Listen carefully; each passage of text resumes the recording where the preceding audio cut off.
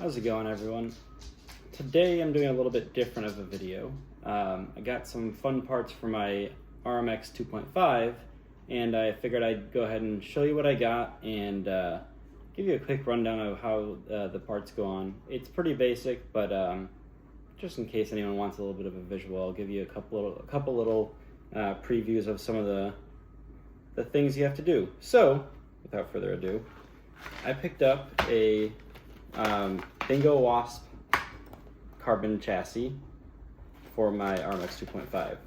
Now, I've been contemplating getting this since I got my Rmx and finally decided to just pull the trigger because I've gotten my Rmx to actually perform relatively well, and I was getting close to swapping chassis to like a RDX, but now that I've got it actually performing decently well, I figured, all right, the next step is the carbon deck.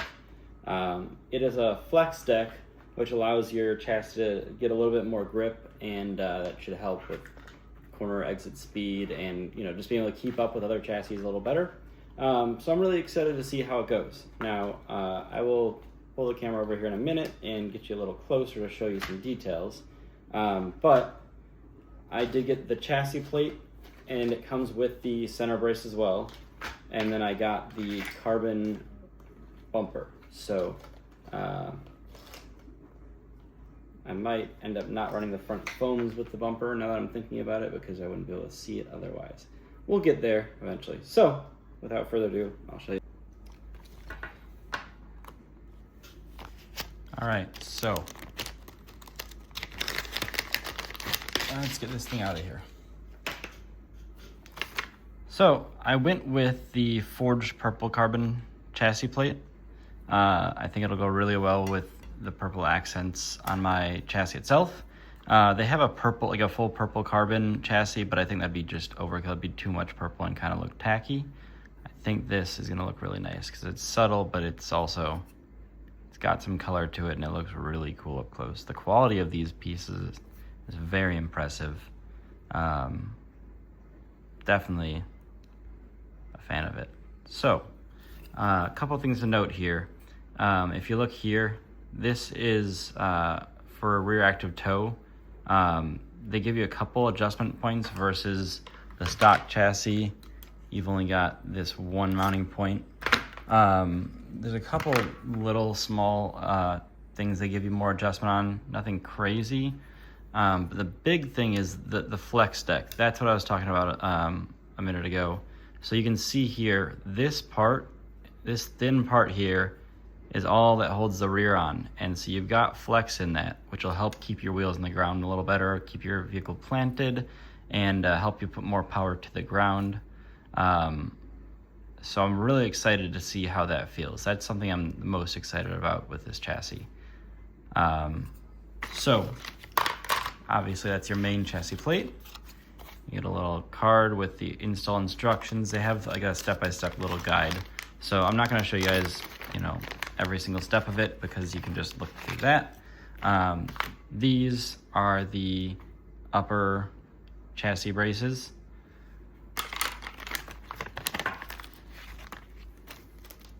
These are chassis extenders. If you want to mount your battery further back, you can use these in place of the rear brace right here. If we can get that to focus back here, and it gets rid of this so you can run your battery further back if that is what you're choosing to do. I am running the Artisan's high mount battery setup, so I will not be needing that. I have a Power Hobby rear brace coming, as well as it comes with these black pieces to go down the center. I have some purple ones coming, but they're coming from overseas apparently, and so we'll see if those ever show up. Got a nice little sticker, and yeah, that's about it. So basically the gist of the chassis install is I think the easiest way will be to take this center brace off and then just take your front and rear bulkheads, trans, all that, just take them right off, swap them over. One thing that, if I think to show you, is helpful is if you're able to,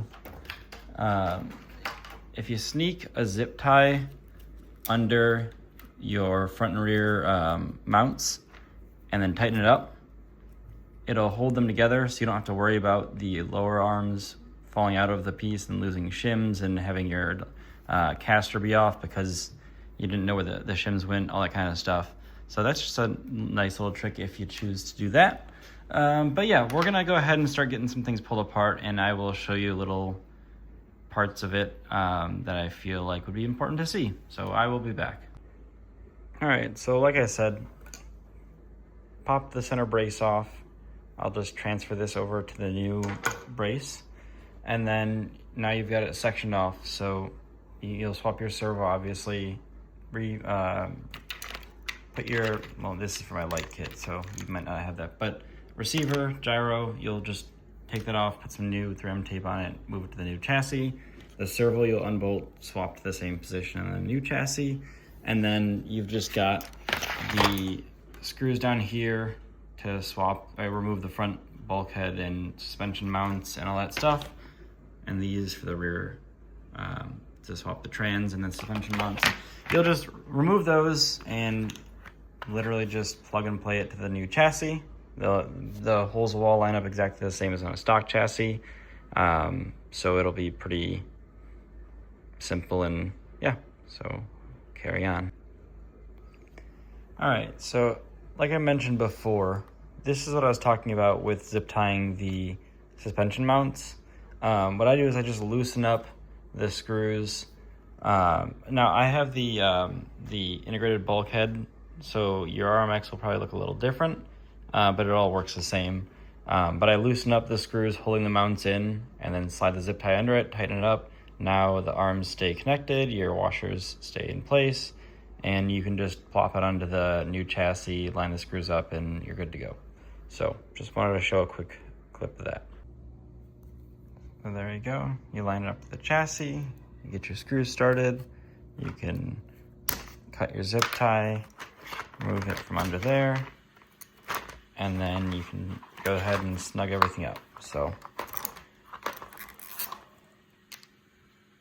yeah, makes it a little bit easier. It's not a necessary thing to do, but just a little tip in case you wanted something to make your life a little bit easier. Right, now here is the final result and product. Got everything assembled, all of the gyro, the receiver, everything mounted up. It looks fantastic.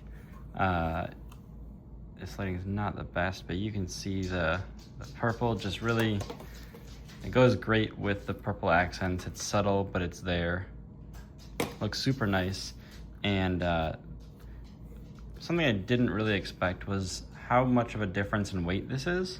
The original chassis doesn't seem like it'd be very heavy at all, but I had to adjust my suspension a pretty big amount, like the preload, to be able to get it not to just be like sky high. So it was kind of interesting. I'm curious to see how that changes the driving dynamics on top of the flex chassis and everything. Now, one thing I did not mention before is these normally sit back here on either side of the transmission, and then they screw into the chassis with that bottom.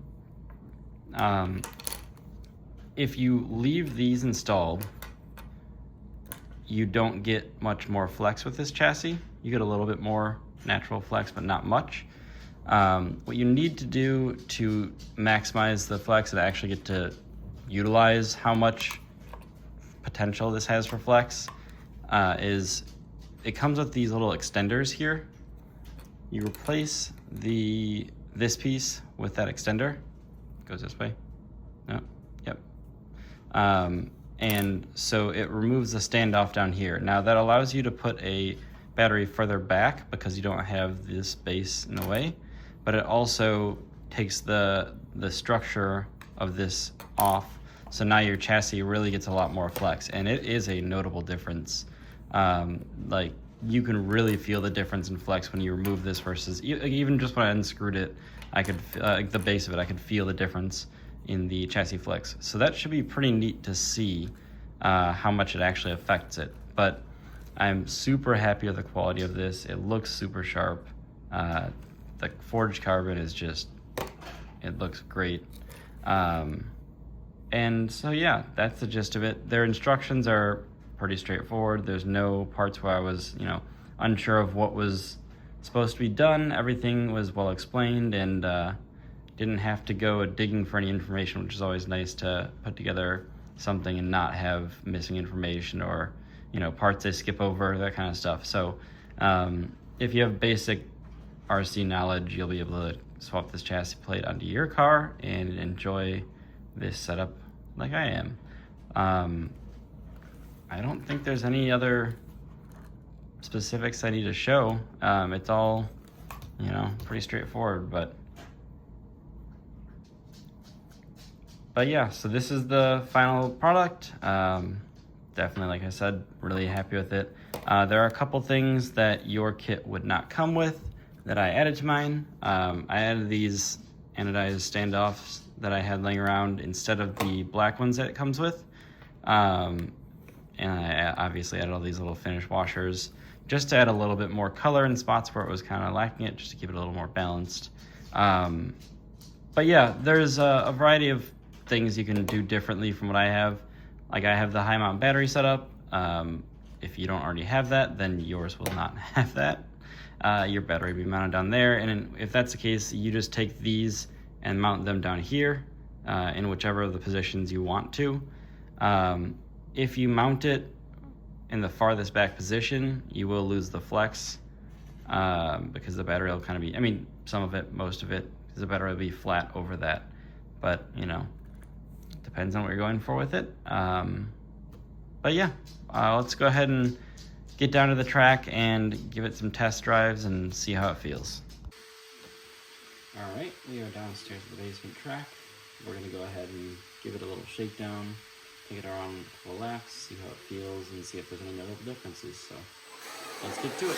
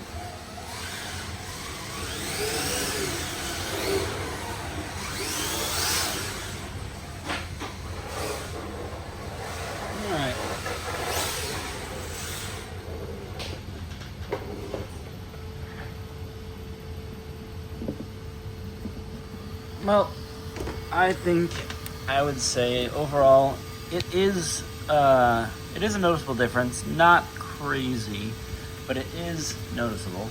I would say it definitely feels more kind of agile and light on its feet. It's going to take a little bit of adapting, trying to figure out how the car wants to move and everything to get 100% comfortable with it. I'm also not a great driver, so take all of this with a grain of salt.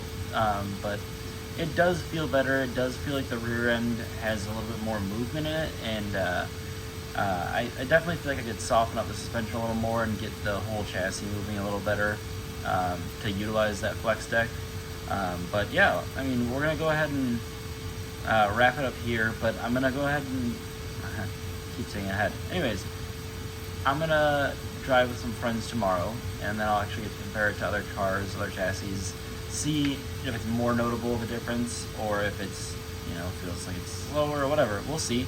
And maybe I'll make a follow-up video, or maybe I'll just leave a pinned comment on my feedback after a little more seat time with it. But either way, it looks sick, and I'm definitely happy I got this chassis finally. So if you have any questions, definitely leave a comment, and I would do my best to answer it. But thanks for watching, and have a great day.